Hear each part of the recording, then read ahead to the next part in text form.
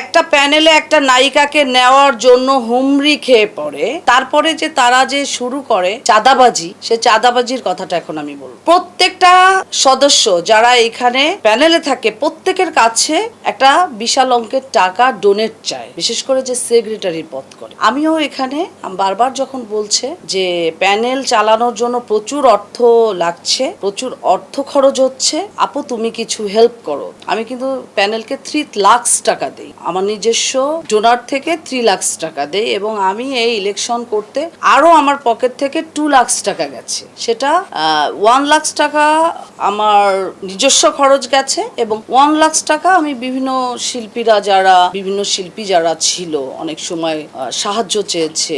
জীবন অবাক না করলে কে করবে? 28% মিল্ক ফ্যাটের অবাক করার সাথে ফ্রেশ মিল্ক পাউডার। জীবন অবাক করুক প্রতিদিন। অনেক সময় তাদের প্রবলেমের কথা বলেছে, সেটা আমি করেছি তাদের জন্য। সেটা কোনো কিছুর বিনিময়ে না, কোনো ভোটের জন্য না, আমার নিজের অন্তর থেকে করেছি। ইলেকশনে নেওয়ার পর ভিতরে ভিতরে যে নাটক তৈরি হয় সেটা আমার অজানা ছিল, যে রাজনীতিতে আমি পড়ে গেছি।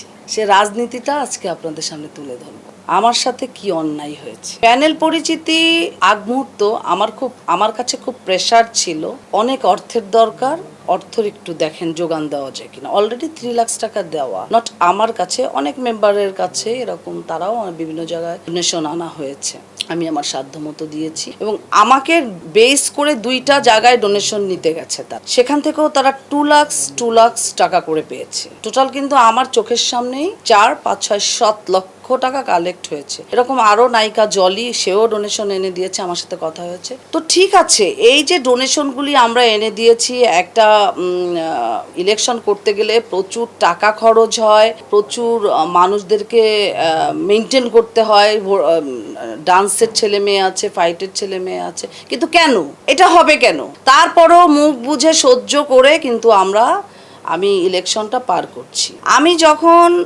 দেখলাম যে এই প্যানেলে প্রকৃত শিল্পী বলতে কোনো শিল্পী নাই, একটা ইলেকশন হচ্ছে যা তা শিল্পীরা নাচানাচি করছে, কি অবস্থা!